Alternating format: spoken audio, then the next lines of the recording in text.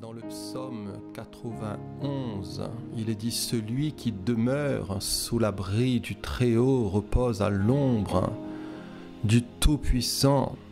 Je dis à l'Éternel, mon refuge et ma forteresse, mon Dieu, en qui je me confie, car c'est lui qui te délivre du filet de l'oiseleur de la peste, et de ses ravages, il te couvrira de ses plumes. Et tu trouveras un refuge sous ses ailes. Sa fidélité est un bouclier et une cuirasse. Tu ne craindras ni les terreurs de la nuit, ni la flèche qui vole de jour, ni la peste qui marche dans les ténèbres, ni la contagion qui frappe. En plein midi, que 1000 tombent à ton côté et 10 000 à ta droite, tu ne seras pas atteint.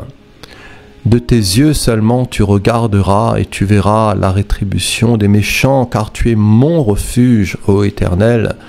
Tu fais du Très-Haut ta retraite, aucun malheur ne t'arrivera, aucun fléau n'approchera de ta tente, car il ordonnera à ses anges de te garder dans toutes tes voies. Ils te porteront sur les mains de peur que ton pied ne heurte contre une pierre. Tu marcheras sur le lion et sur l'aspic, tu fouleras le lionceau et le dragon. Puisqu'il m'aime, dira le Seigneur, je le délivrerai, je le protégerai puisqu'il connaît mon nom. Au verset 15 et au verset 16, il dit qu'il m'invoquera et je lui répondrai. Je serai avec lui dans la détresse, je le délivrerai et je le glorifierai. Je le rassasierai aussi de longs jours.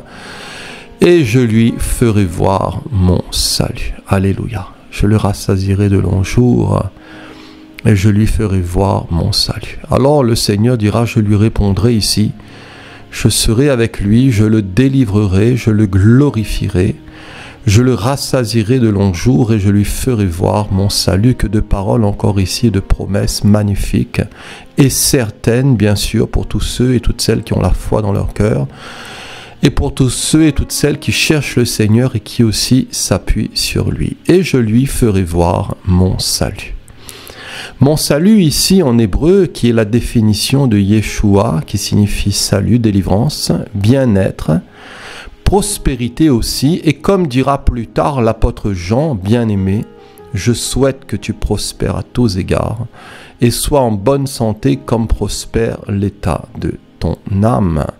Et je lui ferai voir mon salut. Mon salut qui est la définition de Yeshua, qui signifie salut, qui signifie délivrance, bien-être, prospérité, délivrance aussi. Et Ésaïe, prophétisant sur le futur et glorieux ministère du Christ Jésus, dira « L'Esprit du Seigneur, l'Éternel, est sur moi, car l'Éternel m'a oint. Pour porter de bonnes nouvelles aux malheureux, il m'a envoyé pour guérir ceux qui ont le cœur brisé, pour proclamer aux captifs, voilà, la liberté, et aux prisonniers la délivrance, pour publier une année de grâce de l'Éternel, et un jour de vengeance de notre Dieu, pour consoler tous les affligés, pour accorder aux affligés de Sion, pour leur donner un diadème au lieu de la cendre, une huile de joie au lieu du deuil, un vêtement de louange au lieu d'un esprit abattu, afin qu'on les appelle des térébintes de la justice, une plantation de l'Éternel, pour servir à sa gloire. Telle est l'œuvre, bien sûr, du Messie, du Mashiach, puisque votre captivité est terminée, c'est celle du péché. Voilà, le Seigneur est venu, c'est pour nous affranchir de cette loi, cette puissance de mort et de péché, pour nous rendre libres, pour nous mettre au large, pour que nous puissions entrer dans son salut, y demeurer, y subsister, y porter du fruit jusque dans l'éternité. Et les évangiles nous disent que Jésus, lui, parcourait toutes les villes et les villages aussi. Il enseignait dans les synagogues, il prêchait la bonne nouvelle du royaume et il guérissait toute maladie et toute infirmité. Et je lui ferai voir mon salut. Mon salut qui est la définition de Yeshua, c'est-à-dire le salut par Dieu, mais c'est aussi la victoire. Et il est venu aussi pour détruire les œuvres du diable, pour détruire le péché et la mort, et mettre en évidence la vie et l'immortalité par son évangile et par sa résurrection. d'entre les morts. Dans Colossiens 2, verset 14, il est dit qu'il a effacé l'acte. Il a effacé l'acte dont les ordonnances nous condamnaient et qui subsistait contre nous, et il l'a détruit en le clouant à la croix. Il a dépouillé les dominations et les autorités et les a livrées publiquement en spectacle en triomphant d'elles par la croix. Il a annulé l'acte qui établissait nos manquements à l'égard des commandements. Nous dit une autre version. Il a annulé l'acte qui établissait nos manquements à l'égard des commandements. Oui, il l'a effacé. Le clouant sur la croix, là, il a désarmé toute autorité, tout pouvoir, les donnant publiquement en spectacle. Quand il les a traînés dans son cortège triomphal après sa victoire à la croix. La croix, c'est, voyez-vous, la plus belle œuvre, la plus grande œuvre, où là, le Seigneur Jésus a pu tout accomplir, tétélestai, où le Seigneur a vraiment fait une œuvre glorieuse, une œuvre incomparable. Et là où nous étions condamnés, le Seigneur ôte la condamnation, il a effacé tout cela, il a annulé cet acte qui établissait nos manquements à l'égard des commandements. Vous savez, les commandements de Dieu sont bons, mais ils ne font que nous montrer nos péchés, mais ils ne les enlèvent pas. Mais le Seigneur Jésus nous montre nos péchés, il nous convainc par son Saint-Esprit, mais il efface aussi par son sang, par la repentance et la foi. Quand nous avons confiance et foi dans son œuvre, il nous délivre aussi de la colère à venir, il nous purifie. Non seulement il en enlève le péché et il les enlève par son sang, il les efface, mais il nous donne aussi une nouvelle nature, afin de ne plus vivre là-dedans. Il nous fait naître dedans, il nous fait naître de nouveau, il nous régénère par l'Esprit de Dieu. Et à la croix, vraiment, le Seigneur a triomphé, il a vaincu, voyez-vous, Satan, le monde, la chair, le péché, la mort, et il est ressuscité le troisième jour. Voyez-vous, c'est un triomphe total, qui est le triomphe de la mort et de la résurrection du Christ Jésus. Et je lui ferai voir mon salut. Mon salut qui est généralement traduit par secours, mon salut qui est généralement traduit par délivrance, sauver, salut, bonheur aussi, secourir, victoire, délivrer. L'origine du mot Yeshua a été trouvée dans 77 versets. Voilà, ce n'est pas ici le fruit du hasard. 77 ici qui n'est pas un chiffre anodin, qui n'est pas un chiffre sans importance, puisqu'il est bon de se rappeler que le chiffre 7 nous parle de la perfection divine, de la perfection de Dieu, du Christ Jésus, le Dieu aussi fait chair, le Fils de Dieu, qui est le 77e dans la généalogie de Luc. Le mot Église aussi et l'expression Maison de Dieu apparaissent exactement 77 fois dans les Écritures. 77 qui est le témoignage parfait de son esprit et de sa présence. Yeshua, en hébreu, provient aussi de la racine trilitère du verbe sauver. Le nom original de Jésus en hébreu est généralement transcrit en tant que Yeshua ou Yeshua. Ce nom signifie salut ou Yahvé et salut en hébreu. Voilà, Yahvé et salut en hébreu. Le nom Yeshua qui représente aussi le nom de Dieu, le tétragramme Yod et Vav et, parfois transcrit Yahvé ou Jéhovah, Yehovah. Et Yeshua, Shua, est un nom signifiant un cri à l'aide, c'est-à-dire un cri lancé par quelqu'un qui demande d'être secouru. Ensemble, le nom veut littéralement dire Dieu est un cri à l'aide, c'est-à-dire crier vers Dieu lorsque vous avez besoin d'aide, quand vous avez besoin de lui.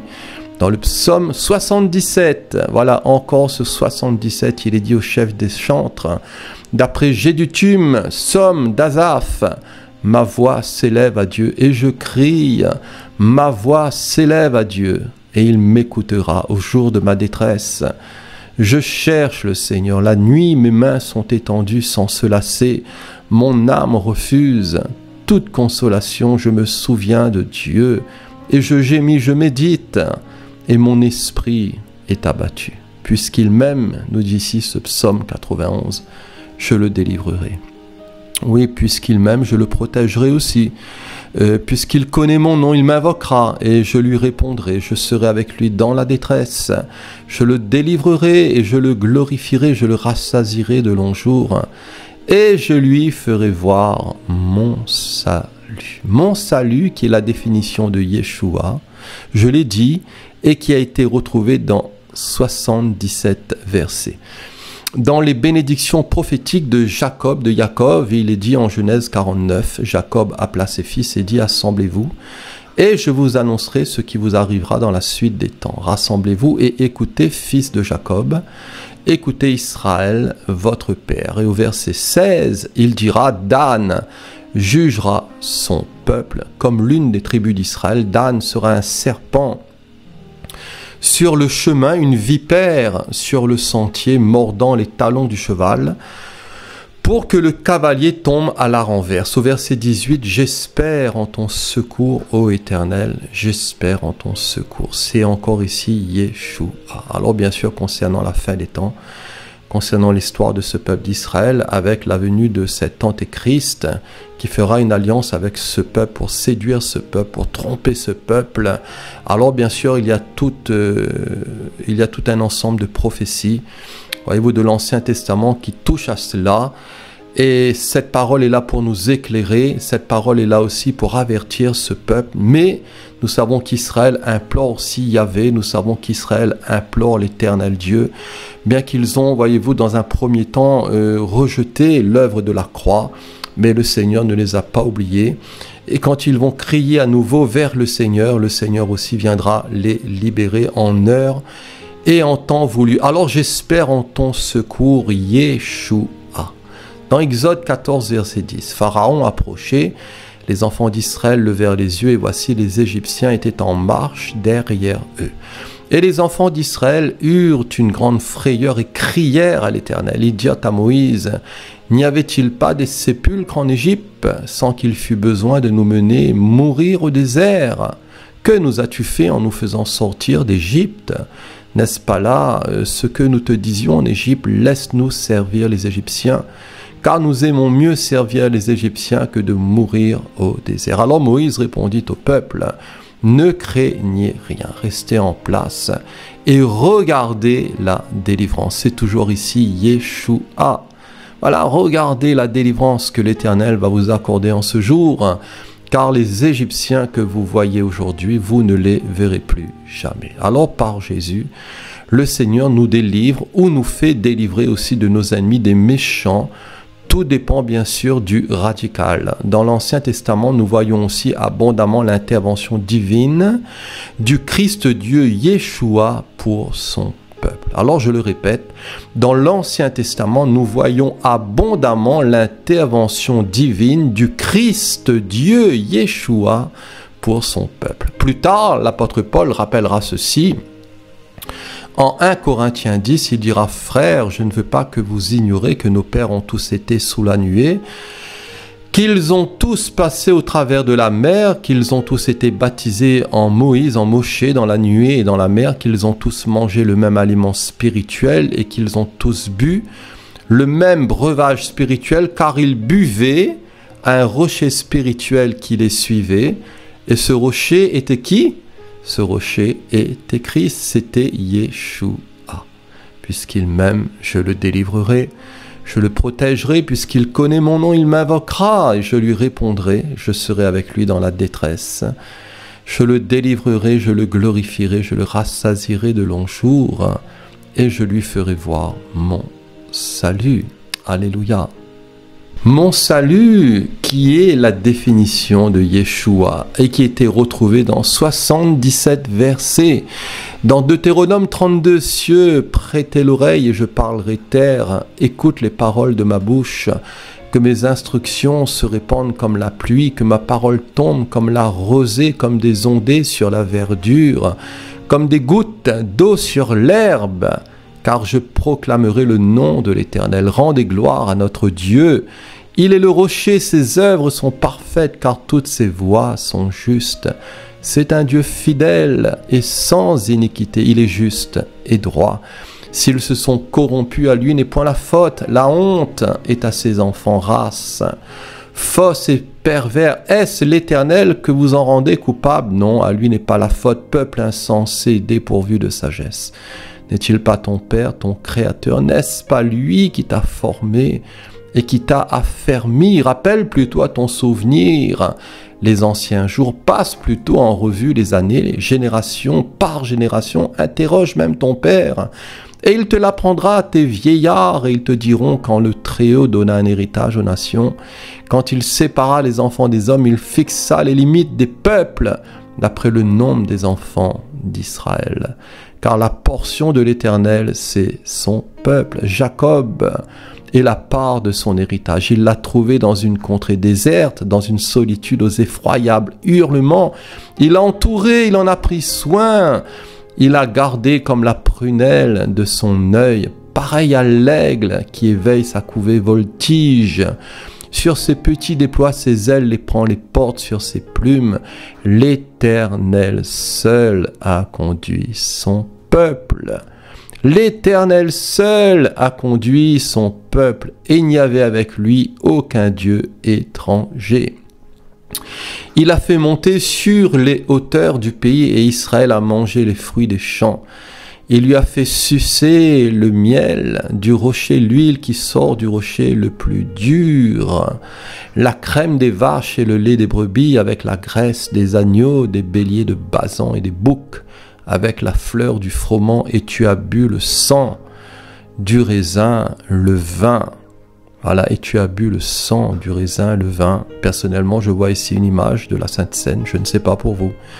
Voilà, moi c'est ce que je ressens dans mon cœur. Israël est devenu gras et il a régimbé. Tu es devenu gras, épais et replé, et il a abandonné Dieu, son Créateur. Il a méprisé le rocher de son salut. Il a méprisé le rocher de son salut. Ici, c'est Yeshua. Voilà, il a méprisé le Seigneur. Ils ont méprisé leur Créateur, c'est-à-dire le Christ. Et la plupart d'entre eux ne furent point agréables à Dieu, puisqu'ils périrent dans le désert, nous dit la parole. Or, ces choses, bien sûr, nous le savons, sont arrivées, nous dit la Bible, pour nous servir d'exemple, afin que nous aussi, nous n'ayons pas de mauvais désirs comme eux, ils en ont eu. Tout cela, voyez-vous, a un sens, toute cette histoire a été écrite pour nous, afin que nous ne puissions pas aussi imiter ces choses et toute cette incrédulité. Alors ne devenez point idolâtres, comme quelques-uns d'eux, selon qu'il est écrit, le peuple s'assit pour manger, pour boire, puis ils se levèrent pour se divertir, pour s'amuser. Alors ne nous livrons point à l'impudicité, comme quelques-uns d'eux s'y livrèrent, de sorte qu'il en tomba 23 000 en un seul jour. Alors ne tentons point aussi le Seigneur comme le tentèrent quelques-uns d'eux, qui périrent par les serpents. Ne murmurez point, comme murmurèrent quelques-uns d'eux qui périrent par l'exterminateur. Ces choses leur sont arrivées pour servir d'exemple, et elles ont été écrites pour notre instruction à nous qui sommes parvenus à la fin des siècles. Ainsi donc, dira l'apôtre, que celui qui croit être debout, voilà, que celui qui croit être debout, prenne garde de tomber. Alors la parole, le Logos, qui est le Christ, Yeshua, nous met en garde. Et elle nous met en garde aussi d'imiter plutôt le bien que le mal, de vivre plutôt dans la foi que dans l'incrédulité et la révolte contre le Seigneur. Alors associons-nous aussi plutôt au psalmiste qui dira dans le psaume 13, « Moi, j'ai confiance en ta bonté, j'ai de l'allégresse dans le cœur à cause de ton salut. » Yeshua, dans le psaume 42, verset 5, « Pourquoi t'as battu mon âme et gémis-tu au-dedans de moi? Espère en Dieu, car je le louerai encore, il est mon salut. Yeshua est mon Dieu. » Dans le psaume 62, verset 2, « Oui, c'est en Dieu que mon âme se confie, de lui vient mon salut. Yeshua, de lui vient mon salut. » Yeshua, verset 3, « Oui, c'est lui qui est mon rocher et mon salut. Yeshua, ma haute retraite, je ne chancellerai guère. » Le psaume 116, verset 13, « J'élèverai la coupe des délivrances, toujours Yeshua, et j'invoquerai le nom de l'Éternel. » La Sainte Seine est la plus grande des coupes, je l'ai noté, et la Sainte Seine est la plus grande des délivrances. Le rappel incessant de la croix dans nos cœurs et sur nos vies, le rappel de ce si grand salut de la mort et de la résurrection de notre Seigneur Jésus-Christ. Tout cela, voyez-vous, est notre salut. Tout cela est notre garantie, tout cela est notre protection, tout cela est notre avenir, Tout cela est notre espoir. Tout cela, voyez-vous, nous donne de l'assurance. Tout cela nous offre une pleine et une totale sécurité à cause, voyez-vous, de ce que Jésus est, à cause de ce qu'il est, le Christ, à cause de ce qu'il a fait, à cause de son œuvre glorieuse et qui est d'une valeur éternelle, qui a été agréée du Père et qui est suffisante pour nous, pour nos enfants, nos petits-enfants, pour toutes les générations qui ont été avant nous et qui seront après nous. Dans le psaume 119, verset 123, « Mes yeux languissent après ton salut, Yeshua, toujours. Et après la promesse de ta justice, Yeshua est la parole. » Dans le psaume 119, verset 155, « Le salut, Yeshua, est loin des méchants, car ils ne recherchent pas tes statuts. » Verset 166, « J'espère en ton salut, Yeshua, ô Éternel, et je pratique tes commandements. » Yeshua est la parole, au verset 174. « Je soupire après ton salut, ô Éternel, et ta loi fait mes délices. » Ésaïe le prophète lui dira, « Tu diras en ce jour-là, je te loue, ô Éternel, car tu as été irrité contre moi, ta colère s'est apaisée, et tu m'as consolé. Voici Dieu est ma délivrance. Je serai plein de confiance, dira le prophète, et je ne craindrai rien, car l'Éternel est ma force et le sujet de mes louanges. C'est lui qui m'a sauvé. » Voilà. Vous puiserez de l'eau avec choix aux sources du salut. Et plus tard, Yeshua dira en Jean 7, verset 37, « Le dernier jour, le grand jour de la fête, Jésus se tenant debout s'écriera, « Si quelqu'un a soif, qu'il vienne à moi et qu'il boive. Celui qui croit en moi, des fleuves d'eau vive couleront de son sein, de son cœur, comme dit l'Écriture. » Il dit cela de l'Esprit que devaient recevoir ceux qui croiraient en lui, car l'Esprit n'était pas encore, parce que Jésus n'avait pas encore été glorifié. Alors Ésaïe continuera en ces termes, « Et vous direz en ce jour-là, louez l'Éternel, invoquez son nom, publiez ses œuvres parmi les peuples, rappelez la grandeur de son nom, célébrez l'Éternel, car il a fait des choses magnifiques, qu'elles soient connues par toute la terre. » Alors pousse des cris de joie et d'allégresse. « Habitants de Sion, car il est grand au milieu de toi, le Saint d'Israël. » Il donne le salut Yeshua pour muraille et pour rempart, comme c'est magnifique. Voilà.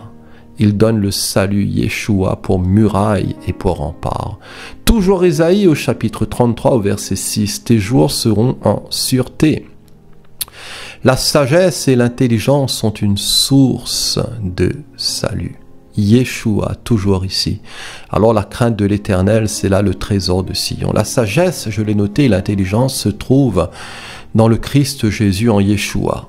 Colossiens chapitre 2 verset 1, « Je veux en effet que vous sachiez combien est grand le combat que je soutiens pour vous et pour ceux qui sont à Laodicée, dira l'apôtre, et pour tous ceux qui n'ont pas vu mon visage en la chair, afin qu'ils aient le cœur rempli de consolation, qu'ils soient unis dans la charité et enrichis d'une pleine intelligence pour connaître le mystère de Dieu, savoir Christ, Yeshua, Christ, mystère dans lequel sont cachés tous les trésors de la sagesse et de la science. Mystère, le Christ, dans lequel sont cachés tous les trésors de la sagesse et de la science. Ésaïe, le prophète, et Paul, l'apôtre, se rejoignent. Ils sont animés, voyez-vous, du même esprit, de l'esprit du Seigneur. Puisqu'il m'aime, je le délivrerai, je le protégerai, puisqu'il connaît mon nom. Il m'invoquera. Et je lui répondrai, je serai avec lui dans la détresse, je le délivrerai, je le glorifierai, je le rassasierai de longs jours. Et je lui ferai voir mon salut qui est la définition de Yeshua, qui signifie salut, délivrance, bien-être, prospérité, délivrance, salut par Dieu, victoire, généralement traduit par secours, délivrance, sauver, salut, secourir, victoire, délivrer, bonheur également, bonheur, Jésus, Yeshua est le vrai bonheur. Notre bonheur ne dépend pas de ce que nous avons ou pas. Notre bonheur ne dépend pas des circonstances. Notre bonheur ne dépend pas d'une chose ou d'autre. Mais notre bonheur est dans le Christ Jésus, en Yeshua, dans sa parole, dans ses promesses, dans son œuvre, dans sa victoire, dans son triomphe, dans sa mort et sa résurrection. Tout notre bonheur se trouve dans ses paroles, dans le sermon sur la montagne, dans les béatitudes où le Seigneur nous fait prendre de l'altitude par la foi. Alors demeurons en lui, demeurez en moi et je demeurerai en vous. Comme le sarment ne peut de lui-même porter du fruit s'il ne demeure attaché au cep. Ainsi vous ne le pouvez non plus si vous ne demeurez en moi. Jésus dira, je suis le cep, vous êtes les sarments. Celui qui demeure en moi et en qui je demeure porte beaucoup de fruits. Voilà, car sans moi, vous ne pouvez rien faire, dira le Maître. Alors pour terminer, pour conclure, entrons en Yeshua. En Jésus, il est la porte et si quelqu'un entre par lui, il sera sauvé. Sauvé en grec, qui est la définition de sozo, qui signifie sauver, garder sain et sauf, délivrer du danger ou de la destruction quelqu'un, d'un préjudice ou d'un péril, sauver du périssement quelqu'un qui souffre aussi, c'est-à-dire qui souffre de maladie, le guérir, lui redonner aussi de l'embonpoint, de la santé, de la vitalité, préserver aussi de la destruction, sauver dans le sens aussi technique, biblique, délivrer des peines du jugement messianique, sauver des maux qui font obstacle à la délivrance. Par le Messie, généralement traduit par sauver, être guéri, et le Fils de l'homme est venu sauver, sozo, ceux qui étaient perdus. Dieu, nous dit la Bible, en effet, n'a pas envoyé son Fils dans le monde pour qu'il juge le monde, mais pour que le monde soit sauvé par lui. Toujours le même mot ici dans Romains 5, verset 9, à plus forte raison donc maintenant que nous sommes justifiés par son sang, serons-nous sauvés par lui de la colère. À plus forte raison, oui.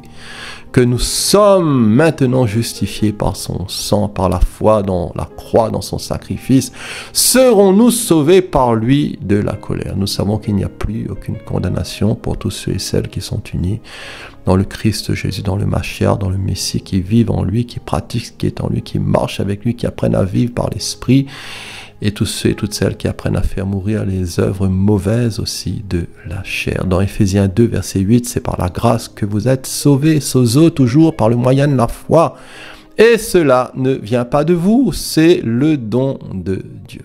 C'est un don gratuit. Voilà, tout est par grâce, tout est par l'Esprit. À Timothée, Paul lui dira, mais souffre avec moi pour l'évangile par la puissance de Dieu qui nous a sauvés, voilà, qui nous a sauvés, nous a adressé une sainte vocation, non à cause de nos œuvres, non, mais selon son propre dessein, selon son appel, selon la grâce qui nous a été donnée dans le Christ Jésus, et cela même avant les temps éternels, et qui a été manifesté maintenant par quoi? Par l'apparition de Yeshua, de notre Sauveur et Seigneur Jésus-Christ, qui a détruit la mort. Il a détruit la mort et a mis en évidence la vie et l'immortalité par l'évangile. À titre, Paul lui dira, il nous a sauvés. Non pas qu'il nous sauvera un jour, s'il a pitié, il a déjà eu pitié le Seigneur. Il nous a sauvés. C'est fait non à cause des œuvres de justice que nous aurions faites, non en essayant de pratiquer toute espèce de bonnes choses pour essayer de mériter le salut. Nous ne méritons pas le salut. Nous méritons l'enfer, cher ami, nous méritons la mort, la fosse, la ruine. Nous méritons la séparation d'avec Dieu à cause, voyez-vous, de toute cette ancienne nature de péché que nous avions hérité de nos pères. Mais grâce à Dieu, il nous a sauvés, par grâce, par la foi, non à cause des œuvres de justice que nous aurions faites, mais selon sa miséricorde, sa bonté, sa grande miséricorde par le baptême de la régénération et le renouvellement du Saint-Esprit qu'il a répandu sur nous avec abondance. Par qui? Par Jésus-Christ, notre Sauveur, afin que justifiés par quoi? Justifiés par sa grâce déclarée juste devant le Seigneur, nous devenions en espérance par la foi héritiers de la vie éternelle, co-héritiers de Christ. Nous sommes membres de sa famille. Voilà, nous formons le temple du Seigneur des pierres vivantes. Le Seigneur nous a associés à ses promesses, à son héritage, à l'espérance de la gloire, au festin des noces de l'agneau, à un monde à venir qui sera glorieux, à un corps magnifique de résurrection, qui sera plein de lumière tout jeune, et nous serons beaux, vous serez beaux et belles, nous serons beaux et belles, dans le ciel, dans la gloire, dans l'éternité, d'avec notre Dieu, rempli de l'Esprit du Seigneur, imprégné de lui, dans une pleine révélation du fruit de l'Esprit. Alors vivons en Yeshua, cela vaut la peine. Vivons en lui, pratiquons ce qui est en Yeshua, persévérons en lui, en Yeshua. Restons par la foi attachés à lui, il est et il restera notre seul moyen de salut et de sanctification. Pas besoin de chercher ailleurs. En lui se trouve tout, il est la clé. Il est vraiment tout. Il est celui qui nous sauve, il est celui qui nous sanctifie, il est celui qui nous édifie, il est celui qui nous prépare. Il est celui qui nous taille, il est celui qui nous perfectionne. Et l'auteur de l'Épître aux Hébreux dira, nous dont le seul refuge a été de saisir l'espérance qui nous a été proposée. Et cette espérance, nous la possédons comme une ancre de l'âme sûre et solide. Elle pénètre du voile, là où Jésus est entré pour nous, comme précurseur ayant été fait souverain sacrificateur pour toujours, selon l'ordre de Melchisédek. Alors, je voudrais vous remercier pour vous qui m'avez suivi pendant cette étude et pour votre écoute, et je bénis le Seigneur de m'avoir donné aussi de terminer cette étude, ce psaume 91, où là, depuis plusieurs mois, j'ai pu méditer ces paroles. Cela m'a fait du bien. Voilà, tout cela est si profond, vous savez. Et tout cela est tellement plein de vérité, de choses à dire et encore à redire, à enseigner, à assimiler. Et nous ne nous lassons point, comme dira l'apôtre, de répéter les mêmes choses. Pour nous, tout cela est salutaire, un psaume qui est si profond, si vaste. Alors je souhaite de tout cœur que le Seigneur vous bénisse. Et n'oublions pas que tout ce psaume est toujours centré sur le Christ. Voilà, toujours sur le Messie, sur le Mashiach. Jésus, le Christ, est vraiment le centre. Voilà, il est le médiateur. Il est celui qui fait office de pont entre le Père et nous. Voilà, il est le chemin, la vérité, la vie, le seul médiateur entre Dieu et les hommes. Ayons foi en lui. Repassons ces vérités dans nos cœurs. Voilà, un psaume de protection, un psaume de bénédiction, un psaume qui nous remplit d'espérance, d'avenir, de joie, de gloire. Soyez bénis, que le Seigneur vous bénisse tous abondamment, et je rends grâce au Seigneur de m'avoir donné de terminer, voilà, cette étude de ce psaume 91. À la prochaine, Dieu voulant, et que Dieu vous bénisse tous. Et merci encore pour votre écoute et pour vos prières. Je vous remercie tous. Amen. Merci Seigneur.